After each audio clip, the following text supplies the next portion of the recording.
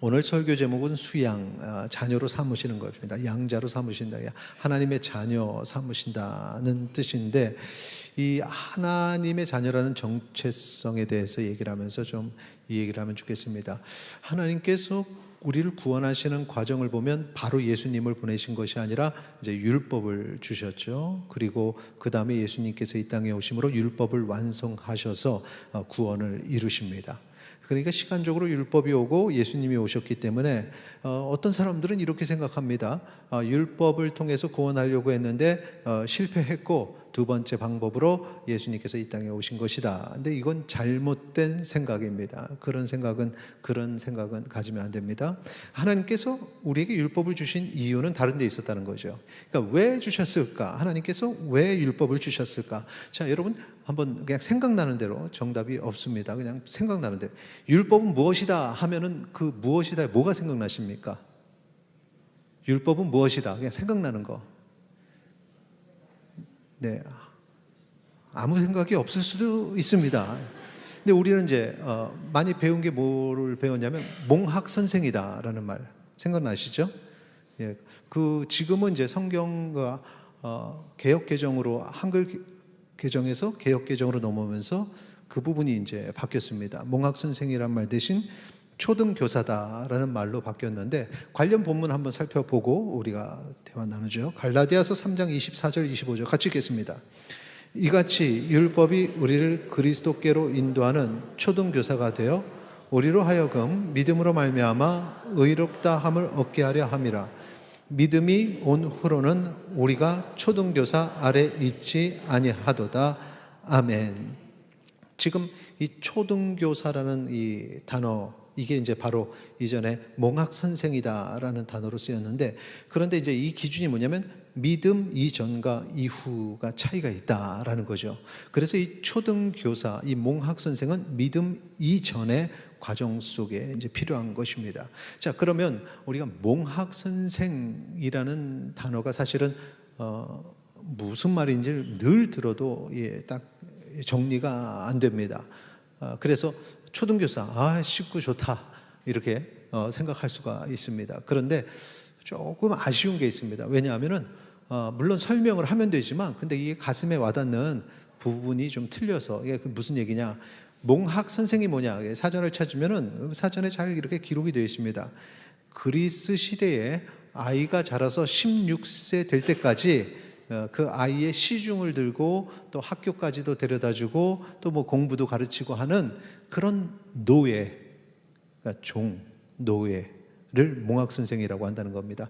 물론 여기서 노예라고 하지만 실질적으로 전쟁을 통해서 좀 자기가 원찮게 노예가 되고 종이 됐는데, 그 중에서 좀 학식이 있고 똑똑한 사람들을 몽학 선생으로 세우는 거죠.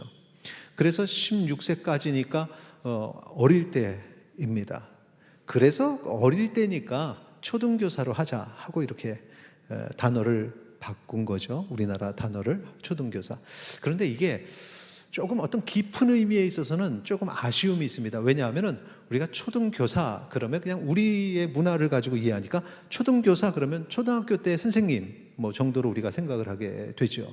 그런데 몽학 선생이라고 할 때의 그 중요한 점은 이 몽학 선생이 노예라는 겁니다. 종이라는 겁니다. 아이들이 그 어릴 때 그러니까 이 몽학 선생을 둘 가정 같으면은 뭐 귀족이라든가 아니면은 뭐 왕이라든가 좀 이렇게 좀 높은 집안에 아버지가 좀 권력을 쥔 자죠.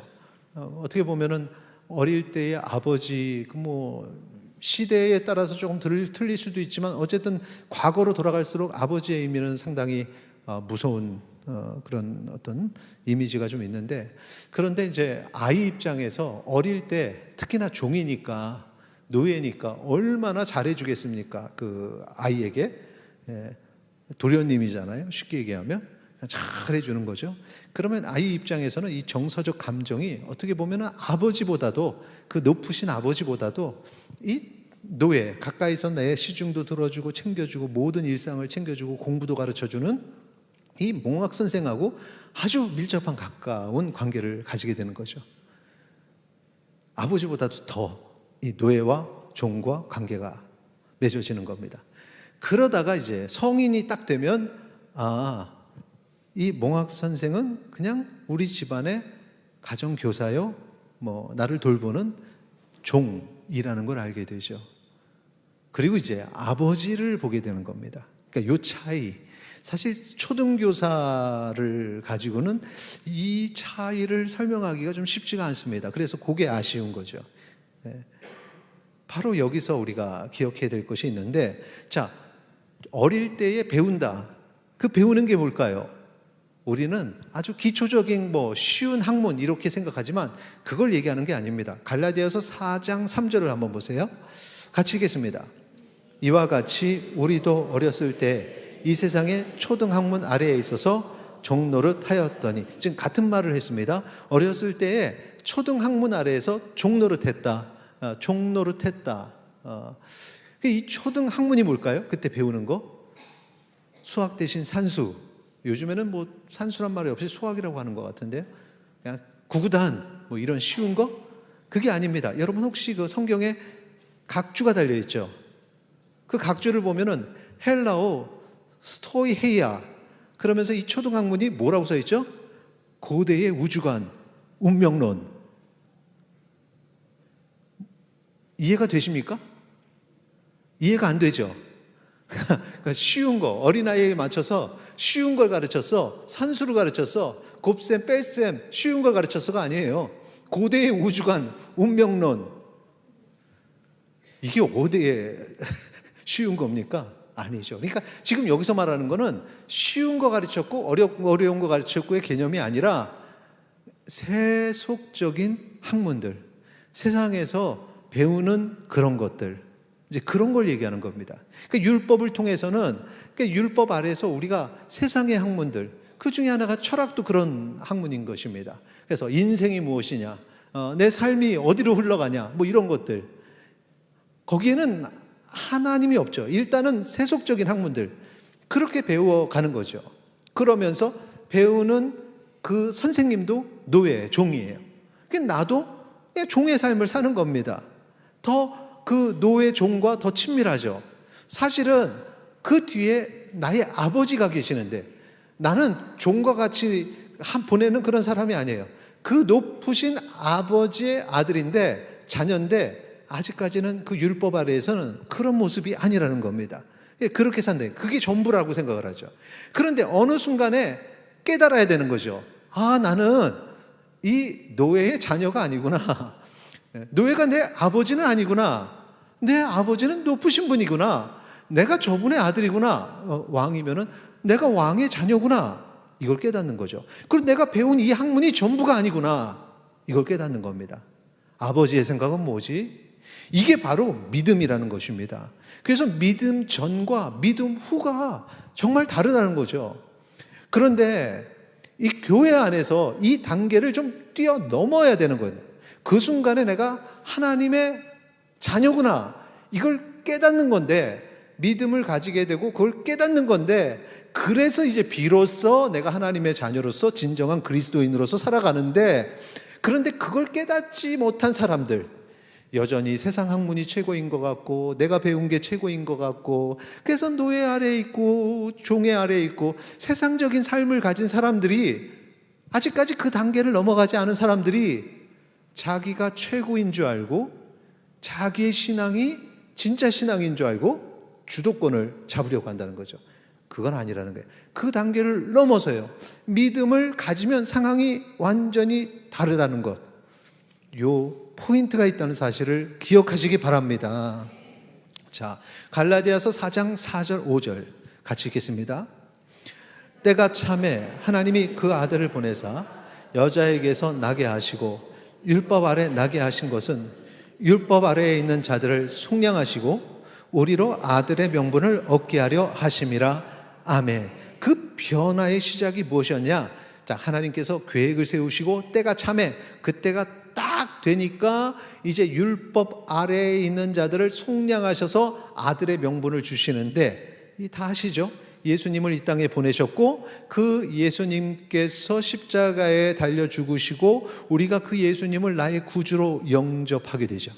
그러면서 하나님께서 그래 너는 의로와 라고 의롭게 봐주시면서 그 다음에 이제 우리가 하나님의 자녀임이 인정이 되는 겁니다. 이 전까지는 그렇게 우리 스스로도 생각할 수가 없었어요. 하나님의 자녀라고 말할 수도 없었습니다.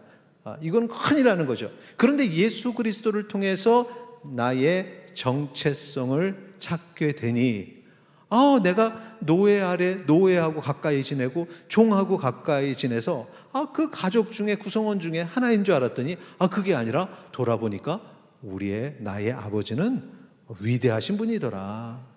이런 깨달음이 우리 가운데 있기를 소망합니다. 그분이 누굽니까? 우리 아버지가 누굽니까? 하나님이신 거죠. 하나님. 나는 하나님의 자녀다. 믿음이라는 것은 그 하나님의 자녀라는 걸 깨닫게 되는 그 포인트입니다. 그 믿음이 없으면 하나님의 자녀라는 얘기는 단순히 이론인 겁니다. 감동이 없어요. 내가 하나님의 자녀라는 정체성이 없습니다. 하나님은 그냥 먼 곳에 있는 분이에요. 진짜 하나님이 계신지 안 계신지도 모릅니다. 다 율법 아래에 있으니까. 여러분은 어떻습니까? 여러분은 어느 시점에 있습니까? 딱 믿음이라는 그 포인트 이전에 여전히 하나님은 먼 곳에 계시는 분, 응답하지 아니하시는 분입니까? 아니면 하나님은 나의 아버지, 그래서 내가 무엇을 간구하든지 응답하시는 아버지라는 체험을 하고 계십니까? 안타깝게도 우리 중에 이쪽에 계신 분이 있고 이쪽에 계신 분이 있어요. 이쪽에 계신 분은 손 한번 들어보세요 하고 싶지만 제가 그렇게 나누겠습니다. 자기 자신의 신앙을 한번 보세요. 나는 어디에 속한 자인가?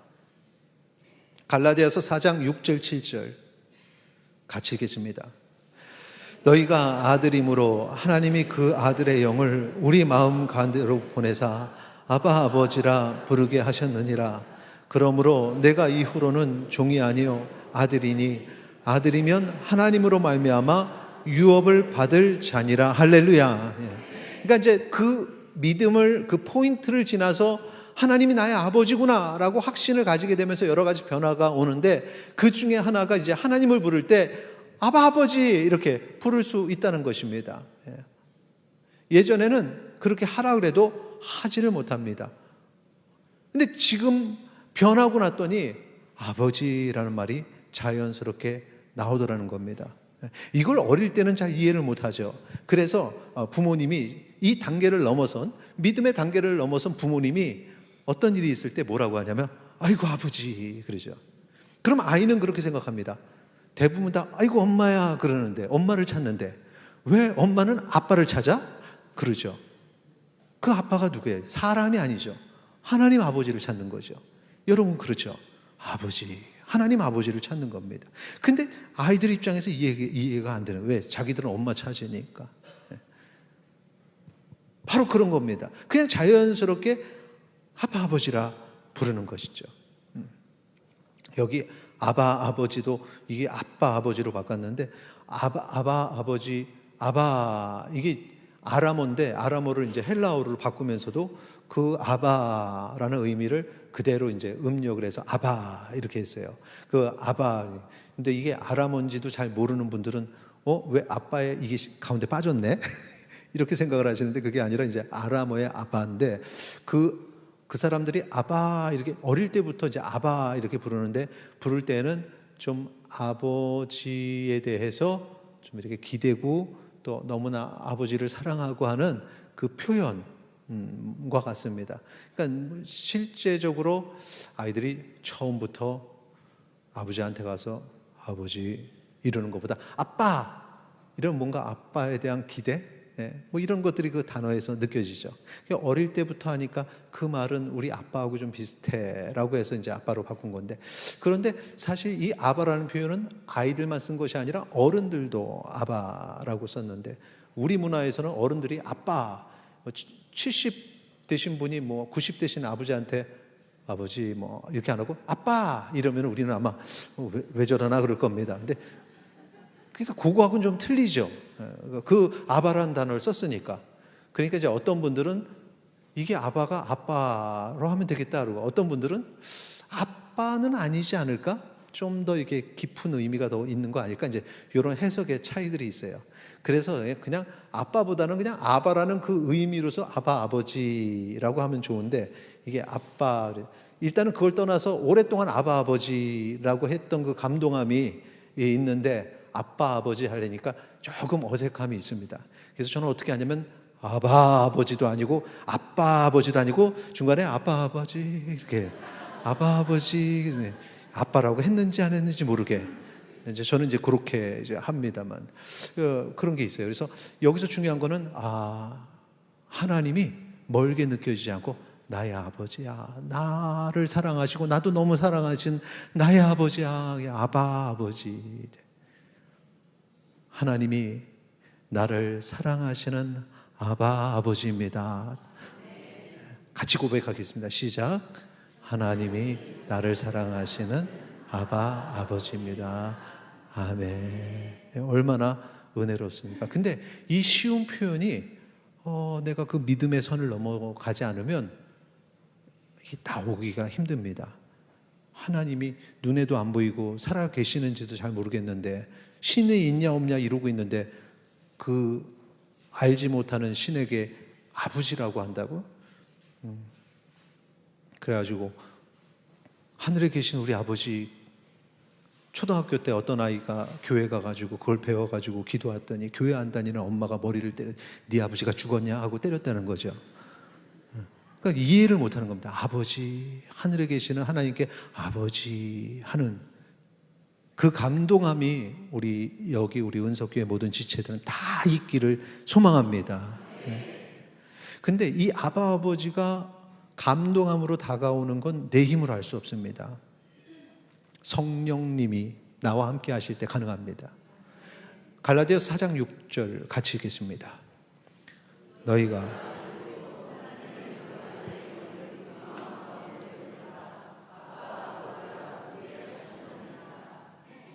여기 보세요. 하나님이 그 아들의 영을, 그 아들의 영, 뭐 아버지의 영, 아들의 영, 성령님을 얘기하는 거죠. 그래서 성령님을 우리 가운데 보내셔서 아바 아버지라 부르게 하셨다. 그러니까 지금 여러분이 이제 이 근거를 통해서 알 수 있는 것, 내가 지금 하나님을 향해서 아바 아버지라고 부르는데 거리낌이 없고 그렇게 부를 때 내게 감동함이 있다. 그러면 지금 내 안에 성령께서 내주하고 계신다는 사실을 기억하시기 바랍니다. 여러분, 성령님이 나와 함께 하시는지를 내가 이렇게 깨닫는 방법 중에 하나입니다. 아빠 아버지가 어색하지 않고 아버지 하나님 할 때 감동함이 있다. 감격이 있고 눈물이 난다. 성령님이 나와 함께 하고 계시는 거죠. 로마서 8장 16절도 같은 말을 합니다. 성령이 친히 우리의 영과 더불어 우리가 하나님의 자녀인 것을 증언하시나니. 할렐루야. 그러니까 성령님이 우리 가운데 내주하시면서 내 안에 있는 영에게 다 말씀하시는 거죠. 명령하시는 거죠. 감동하게 하시는 거죠. 그래서 이 감동함은 그냥 순전히 감정적인 게 아니라 내 영이 감복하는 겁니다. 이게. 내 영이 깨어지는 겁니다. 아바 아버지 할 때 막 기쁨이 넘치고 막 감동이 오고 눈물이 나고, 이거는 지금 마음의 타치 이게 아니라 내 영이 성령님으로 인해서 이렇게 타치, 성령께서 나를 만지시는 겁니다. 한 번 더 고백할까요? 나의 아바 아버지. 시작. 나의 아바 아버지. 할렐루야. 내 영혼의 감동을 느끼십니까? 그렇게 해서 성령께서 내가 하나님의 자녀임을 확신하게 하시는데, 그런데 만일 내가 성령님과 동행하지 않는다면 어떻게 되겠습니까? 성령님 내주하시는데 나는 그걸 거부하면 어떻게 되겠습니까? 계속 내가 하나님을 아버지라 부르지 않습니다. 의심하고 또 의심하는 겁니다. 하나님이 보이지도 않는 무슨 내 아버지야, 이런 마음이 다 어디서 오느냐? 그 사람이 나빠서가 아니라 성령님이 임재하시는데 그걸 거부하기 때문에, 성령님과 동행하지 않기 때문에. 그렇게 우리는 연약한 존재예요. 우리 성령님과 동행하시기를 축원합니다. 내가 하나님의 자녀임을 믿으시기 바랍니다. 자, 그런데 하나님의 자녀에게는 주어지는 유업이 있습니다. 이 유업은 하나님의 유업이죠. 하나님의 기업이라고도 말하고 그 기업을 이어받기 때문에 유업이다 이렇게 하는 겁니다. 로마서 8장 17절 우리 같이 읽겠습니다. 자녀이면 또한 상속자 곧 하나님의 상속자요 그리스도와 함께한 상속자니 우리가 그와 함께 영광을 받기 위하여 고난도 함께 받아야 할 것이니라. 아멘. 자, 자녀이면 상속자다. 무엇을 상속받느냐? 하나님의 기업을, 유업을 받는다. 그래서 영광을 받기 위하여 고난도 함께 받아야 한다. 여기서 초점은 고난보다는 지금 이제 영광에 있으니까, 그럼 이 영광이 무엇일까? 아들이 받을 영광이 분명히 있는데 이 영광이 무엇일까? 이 영광이 있으니까 고난이 올 때도 두려워하지 마라. 지금 이 말씀이죠. 로마서 8장 17절의 말씀. 영광을 받기 위하여 그 고난쯤 이렇게 생각하라는 겁니다. 그럼 이 영광이 뭡니까? 이 영광은 하나님께서 아브라함에게 약속하신 그 하나님의 기업, 유업입니다. 갈라디아서 3장 29절에 너희가 그리스도의 것이면 곧 아브라함의 자손이요 약속대로 유업을 이을 자니라 이렇게 말하고 있습니다. 그러니까 하나님의 자녀로서 그리스도에 속한 자라면 그건 아브라함의 자손이란 말입니다. 그러니까 하나님의 자녀인데 아브라함의 자손이래요. 동시에. 왜? 그러니까 이 표현은 그냥 생물학적 표현이 아니죠. 이게 생물학적 표현이 될 수가 없죠. 그러니까 여기서 말하는 것은 은유적 표현인데 아브라함이 믿음의 조상이니까 그 믿음을 가지는 모든 자는 아브라함의 자손이 되는 거죠. 그리고 아브라함에게 믿음의 조상으로서 하나님께서 내리신 축복이 있습니다. 그 축복이 대대로 흘러가게 된다는 거죠. 그게 바로 그 약속에서 언급된 유업이고, 그러니까 우리가 믿음을 고백함으로 그 포인트를 지나서 하나님을 아버지라고 고백을 했으니까 우리가 받을 유업이 있는데 그거는 아브라함에게 약속하신 축복이다. 바로 그 말씀입니다. 그게 뭘까요? 하나님께서 아브라함에게 약속하신 축복이, 유업이 뭘까요? 창세기 12장 1, 2, 3절에 나오는데 그것을 정리하면 첫째 읽겠습니다. 시작. 새로운 땅을 주신다고 해요. 네, 새로운 땅을 주신다고 했습니다. 창세기 12장 1절의 말씀입니다. 같이 읽겠습니다. 여호와께서 아브라함에게 이르시되 너는 너의 고향 친척과 아버지의 집을 떠나 내가 내게 보여줄 땅으로 가라. 자, 새 땅이죠. 허락하신 새 땅에 그 땅을 향해 가라. 지금 사는 그 땅이 아니다. 새로운 땅으로 가라. 이건 또 어떤 말이냐면 언약, 약속의 땅이라고도 말하죠. 땅을 향해서 가라. 새로운 땅. 지금 머무는 그곳이 아니라는 것이죠. 여러분이 사는 그냥 당연히 사는 그 땅, 거기서 살다가 죽고 끝난다고 생각하는 그 땅이 아니라 완전히 새로운 땅이 있다. 우리에게 새로운 땅, 약속의 땅을 허락하신 하나님께 영광 올리시기 바랍니다. 두 번째 축복은 뭐냐? 큰 민족을 이루신다는 거죠. 큰 민족을 이루겠다. 창세기 12장 2절 보세요.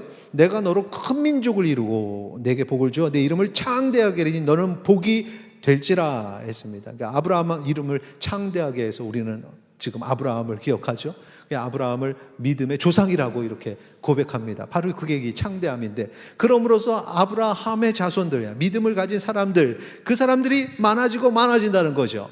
요즘에 교회 다니는 사람들이 숫자가 줄어가고 있다 하고, 또 천국으로 가는 길은 넓은 길이 아니라 좁은 길이기 때문에 숫자가 줄어드는 게 너무나 당연한 일이다.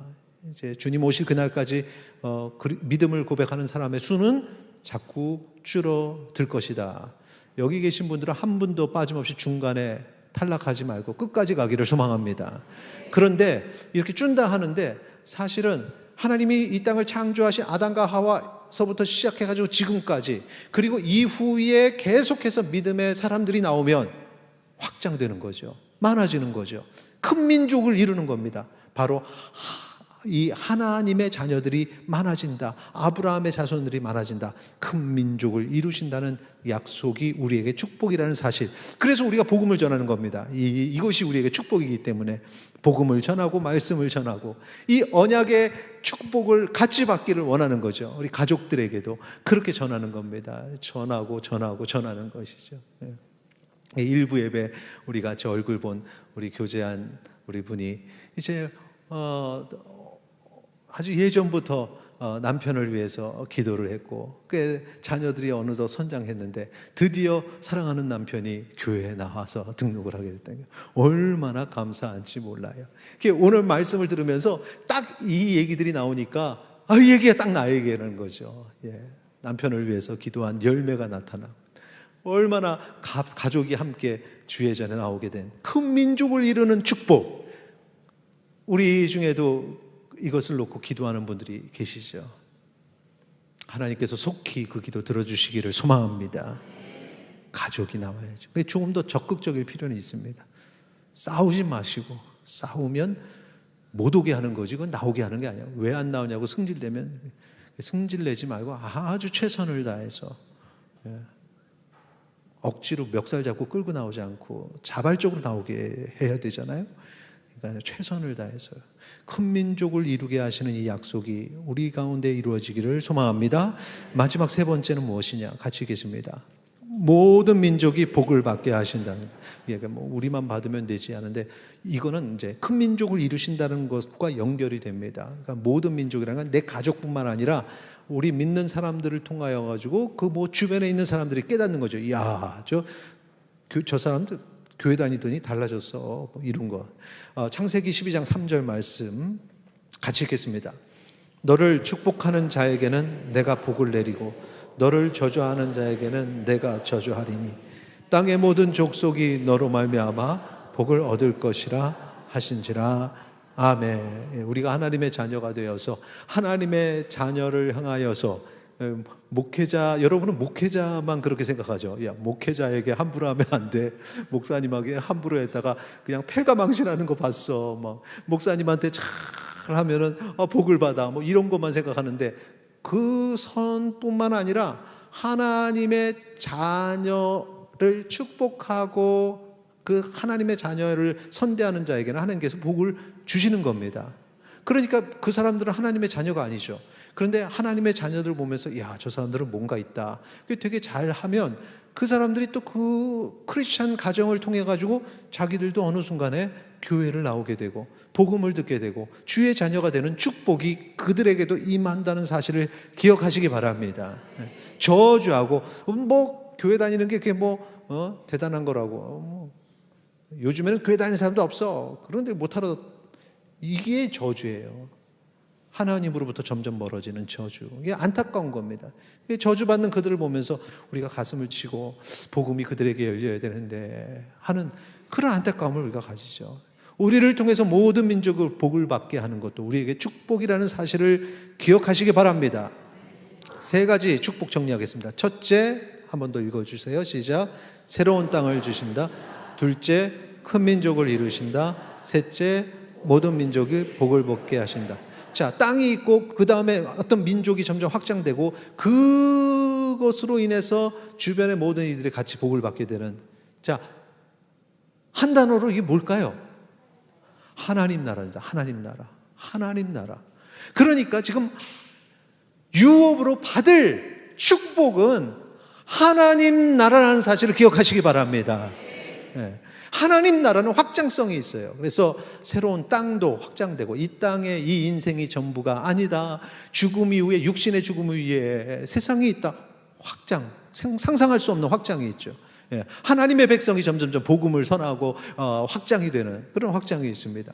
모든 민족이 복을 받게 되는. 그래서 교회가 세워지면 믿는 자를 숫자를 늘리기 위해서 하나님이 막 보내시는 겁니다. 그래서 교회가 부흥되는, 이게 다 확장이죠. 이런 축복, 그런 축복이 우리와 우리 교회에 있기를 소망합니다. 그래서 첫째, 새로운 땅을 주셔서 에덴 동쪽에 사는 사람들이 있고 그 에덴이 회복됨으로 다시 그 젖과 꿀이 흐르는 약속의 땅 확장을 갖는, 우리의 갈 곳은 바로 그 땅이라는 사실.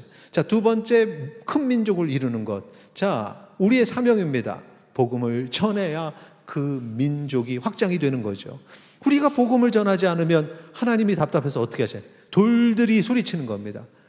저 돌들이 하나님 사용하시지 않도록 우리가 복음 전하는 일을 세상에 나가서 가정에서 해야 되는 겁니다. 자, 세 번째, 모든 민족이 복을 받게 하시는 것.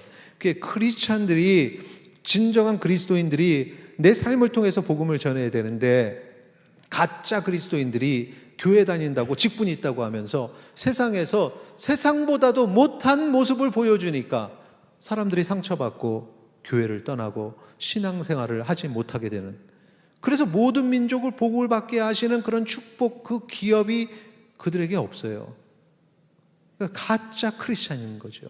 안타까운 거죠. 뭔가 내가 하나님의 자녀로서의 이 긍지를 가지고 살면서 온전한 그리스도인의 삶을 살아야 되는데, 교회는 다니는데 직분도 있는데 오랫동안 그렇게 지냈는데 전혀 그런 모습이 없습니다. 교회 안에 그런 문제들을 일으킵니다. 구체적으로 이들이 옛날부터 많았어요. 갈라디아서 4장 9절, 이제는 너희가 하나님을 알 뿐 아니라 더욱이 하나님이 아신 바 되었거늘 어찌하여 다시 약하고 천박한 초등 학문으로 돌아가서 다시 그들에게 종노릇 하려 하느냐. 왜 그러느냐. 그때도 있었다는 거죠. 그때도 있었고 초대교회도 있었고 지금도 있고 앞으로도 계속 있습니다. 이런 사람들은 계속 이런 사람들 때문에 상처를 받으면 안 돼요. 이게 바울이 이런 사람들을 어떤 사람이냐, 하가를 통해서 낳은 자녀들, 하가를 통해서 하나님께서 아브라함의 자손의 축복을 주셨으면 이제 아브라함의 그 아내인 사라, 인간으로 볼 때는 사라가 아이를 낳을 수 있을까 했지만 하나님의 계획하심인데요, 믿고 신뢰하면 그 안에서 그 자녀들을 낳게 되는데, 인간적으로 생각해서 종인 하가를 취하게 되는죠. 종, 노예, 같은 단어 아닙니까? 그게 아브라함의 자녀란 말이죠. 하나님이 계획하신 하나님의 자녀가 아니에요. 하나님께서 살게는 하시지만 다르다는 겁니다. 갈라디아서 4장 25, 26절, 이 하갈은 아라비아에 있는 시내산으로서 지금 있는 예루살렘과 같은 곳이니 그가 그 자녀들과 더불어 종노릇하면서 그곳에 지내요. 예루살렘과 같은 곳이지 예루살렘은 아니지 않습니까? 천국은 아니지 않습니까? 하나님 나라의 백성은 아니지 않습니까? 26절에 오직 위에 있는 예루살렘은 자유자니 곧 우리 어머니라. 진정한 예루살렘, 하나님 나라를 소망하고 그 하나님 나라의 자녀가 되는 거죠. 그러면 사라의 자녀여야 되는, 여기서 곧 우리 어머니라, 예루살렘은 곧 우리 어머니라, 이건 칭하는 게 그 사라를 이렇게 표현한 겁니다. 근데 어떤 이단은 이거 보면서 봐라, 예루살렘, 새 예루살렘 천국인데 거기 하나님이 계시고, 근데 그걸 그 자유자 우리 어머니라고 하지 않냐, 그래서 어머니 하나님 이렇게 가르쳐요. 이 바보 같은,